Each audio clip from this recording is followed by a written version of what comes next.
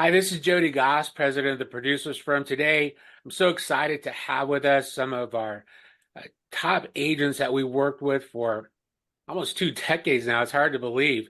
At the producers firm, we promote a process called customer rounding. We've been doing that for many years. In fact, we have a dedicated website to the process called customerrounding.com. This process really is a synchronized meeting process that enables agents that work with us to identify the primary pain point, the financial pain point of a prospect, and then present ideas, information that helps them make an educated choice as to how to relieve that pain point from themselves. Uh, Generally, that includes a product sale, but it is that process, that systemized process of identifying the issue, educating the client, bringing the client to a proper conclusion, and then making a choice that they're comfortable with. Bill McCluskey, Daphne Roberson, Bianca Noizu, they've all done an outstanding job of this type of process. And we're going to have a chance to hear about them and hear what they're doing to grow their practice and the results that they're seeing from that.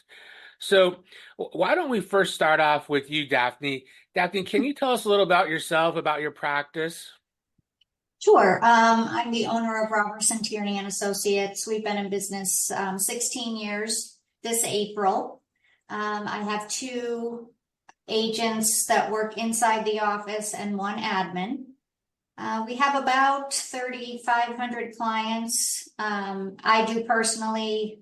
The other agents in here have a nice book as well, and we just really feel that treating the clients as if they're family, and just looking out for them, from start to finish is really our philosophy, and making them feel at home here and comfortable, and the relationship is solid, and so I think that's a big part in the customer rounding, because if they trust you and you treat them like you would your own family, you're gonna go a long way with them.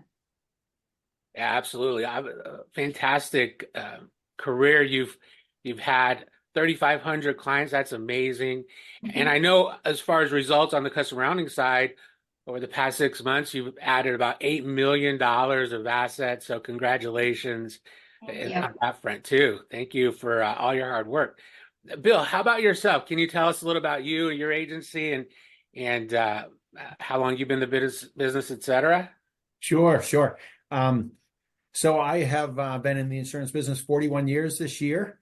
Wow, congratulations. Thank you. Opened State Line Senior Services 24 years ago, and we have 6 advisors that right now are primarily Medicare advisors, if you will, helping people with their Medicare options. And we're taking on a couple more next month. So we'll have 8 advisors here that primarily start off with doing the Medicare, but actually 5 of those Medicare advisors are in the process of studying for their securities license. So our process, similar to Daphne's, and I don't think that's a coincidence because we both worked with the producers firm for so long, is all about serving clients and problem solving. We have the privilege of meeting people either prior to them or as they're approaching Medicare, or now that we've been in the investment world, if you will, for several years. We actually have people coming to us just wanting us to help with their retirement planning and investment analysis and so on and so forth. So, but either side of that, at the end of the day, they're coming to us looking for a solution to a problem. They're transitioning into something, or they're concerned about something and they're looking for a solution. So we're all about helping people solve problems. And ballpark, on an average year, about how many assets do you generally take in as an organization?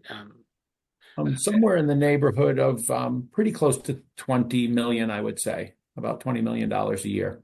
Wow, fantastic. So obviously, several thousand Medicare clients, and you transitioned to offering those additional services. We're going to learn a little bit more about that. But congratulations to you, Bill. Fantastic. Thank you.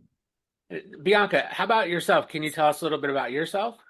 Sure, Jody. I started in financial services back in 1997. The early part of my career, I worked for a bank investment program. I learned a lot about banking, investing, and just again, echoing what Daphne and Bill said, is creating really strong relationships with the clients, helping them to start from start to finish. And now I have the privilege of working with you and the folks through the producers firm. I've been here since late 2019. And my primary goal is to support agents as well as walk them through this customer rounding process and do what I love, which is case discussion. Nice, very good. So combined on the screen here, we have, I would say, well over a century of experience. It's hard to believe y'all look so young, but tremendous experience in our industry. So once again, thank you for your time. Really appreciate you sharing with us some of the ways that you conduct business. Let's talk about that. Bill, can you tell us, what is your process when you get a new Medicare client? I know it's very low key, low pressure. But can you tell us basically, what do you do? Sure. If we have someone coming in for Medicare, which is our primary source, if somebody calls us and wants some help with their Medicare options, prior to getting right into the Medicare, our advisors are asking that person questions about their circumstances, when they're retiring, what their situations are, if they have concerns. And then conversely, they're spending a couple minutes telling the client a little bit about the other products and services we offer and ways that we can help retirees in case they want to use us, whether it be now or down the road, to help them with other issues besides their Medicare. Some of those cases end up immediately wanting to meet with myself to talk about other retirement planning issues. Some of those people were simply planting the seed, and at some point down the road, we do additional reviews with that person, whether it's regarding their Medicare or other programs where we reach out to them throughout the year. But sooner or later, a fair amount of those people end up meeting with me. And that's when we start on the other side of helping them problem solve in other areas. And in your opinion, how important is that low pressure, multiple meeting process in being a steward, if you will, of that relationship? Yeah, I think it's huge. I think when you're using a kind of a door opening product like Medicare, that you just have to recognize the fact that people are looking for that solution. Mm-hmm. And the level of trust for that transaction, quite frankly, is on a different level than someone turning over their life savings or their 401k or other assets. So just because they're doing some business with you, I think you could assume probably that they like you and trust you to some extent, mm-hmm. but you shouldn't assume that they necessarily, that relationship is as strong as it needs to be to handle other issues. I know one of the things that I do when I first meet with a client, is I first want to distinguish, how did they meet us? Are they an existing Medicare client? And whether they are, they're not, how'd they become an existing Medicare client?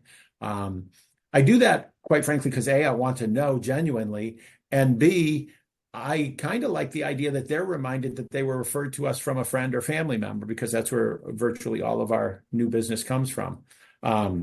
Good point. And then I ask them the next question, which is, how can I help?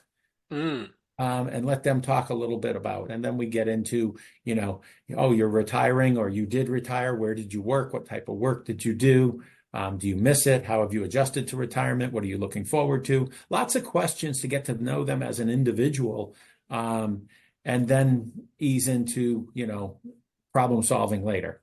Nice. I like that. What brought you here today?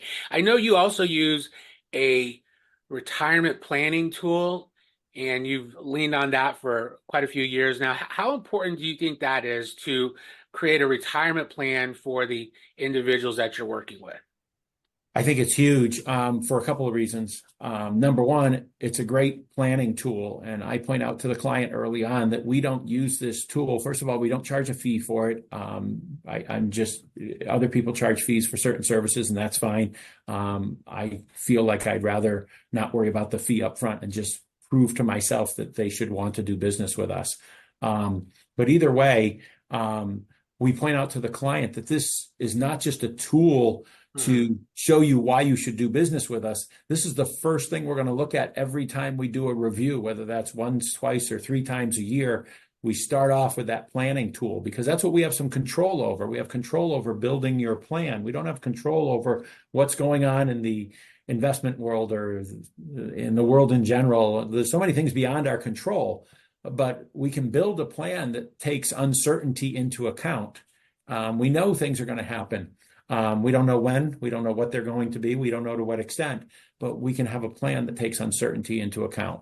And people seeing that plan initially on our big screen and then eventually we can email it to them or give them a paper copy, just seems to give them the confidence, the peace of mind they're looking for.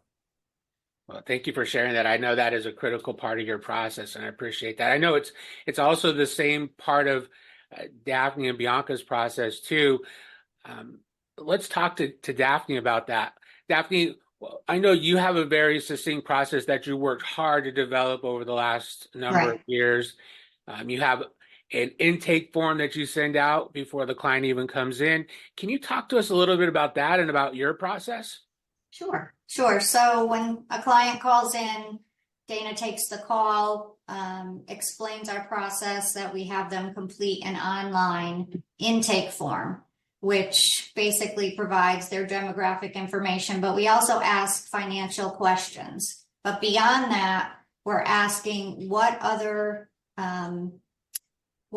things in retirement are your concern? And so, legacy planning, never running out of assets, Social Security, and so forth.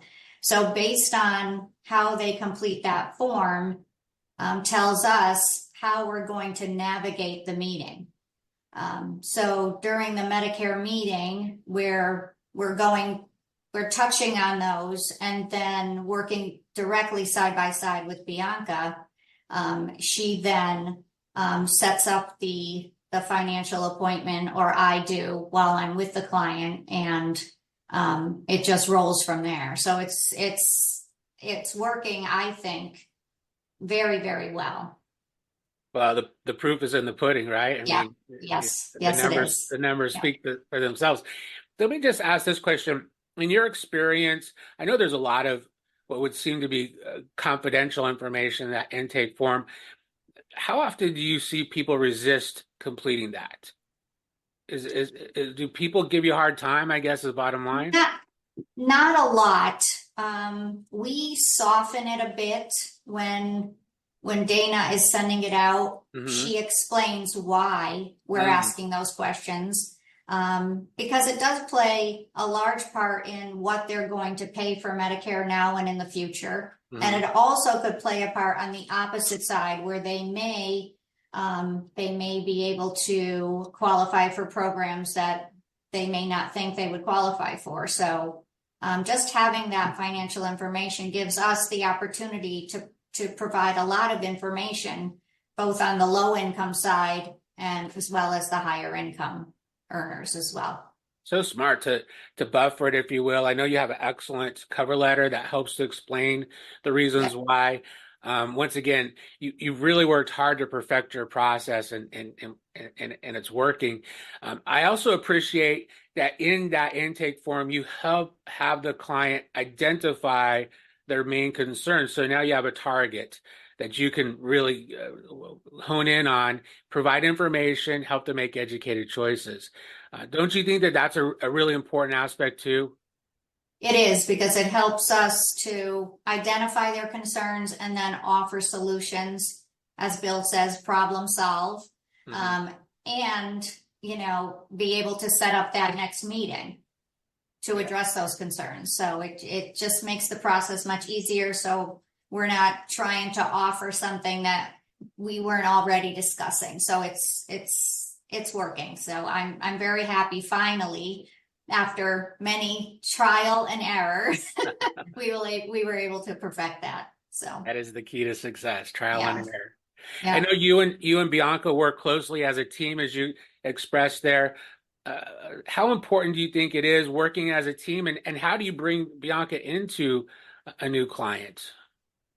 So again, identifying those pain points, as you call them, I immediately tell them that I have a team member that I work with very closely who's a Social Security expert, who assists me in developing retirement income plans. And if she's available, I try to pop her in right then and there.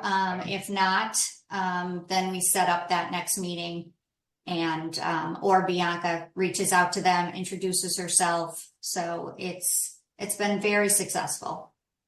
I'm glad to hear the team is working, the dream team. And It who is. who could resist that dream team, right?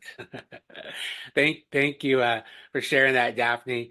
Um, Bianca, let's talk to you. I know that you agree.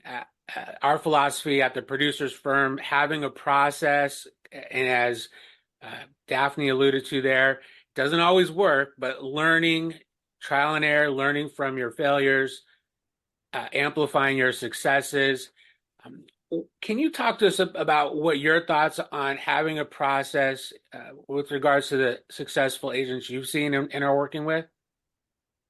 Yeah, so if I go back to the over 25 years that I've been in the industry, the most important thing that rings true is earning that trust, providing them with value. And that's really what this process does from start to finish. So it's what I found is the quickest way to assist folks with needs beyond Medicare. So, setting up that intake form to initially, immediately identify what it is that is their biggest concern. One of the strongest ways that we see that we're able to help clients is, again, navigating that Social Security. So Medicare and Social Security go hand in hand.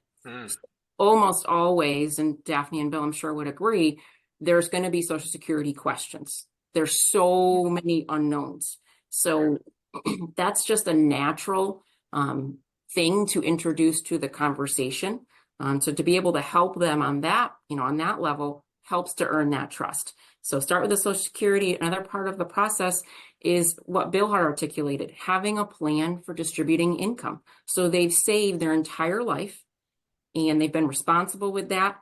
Now, how do they responsibly distribute what they've saved? And that's one of the scariest things that we see retirees sit down. How do all the pieces fit together? And, some may have sought financial advice in the past, but more often than not, they still wonder how all those pieces are going to fit together. So analyzing that Social Security, helping them get the most from their benefit, going into the retirement income plan, both of which are investment agnostic. We are not making any recommendations in those conversations, but they lead to the client then asking, well, how do I line my investments up with this plan that's giving me peace of mind? That sage advice there, Bianca. Thank you for really kind of summarizing what we're talking about here. Having a process to provide services, having language that resonates with the prospect, because they're all in that transition mode, transitioning out of work, quitting their paycheck into providing their own paycheck. And I like how you say it. How do you responsibly spend your life savings? Well, thank you all for your time. Really appreciate it. Thank you, Daphne, Bill, Bianca. If you'd like to know more about the customer rounding process, some of the items that we talked about here, please reach out to us at the producers firm. We'd love to help you deploy the tools and resources that is working so well for this team, and share with you our experience. Give us a call, 1-800-639-2032. That's 1-800-639-2032. And we like to teach you what's working so well for Bill, Daphne, and Bianca. Well, have a great rest of your day. Thanks again for your time, everyone. Thanks, Jody. Take care. Thank you. Take care.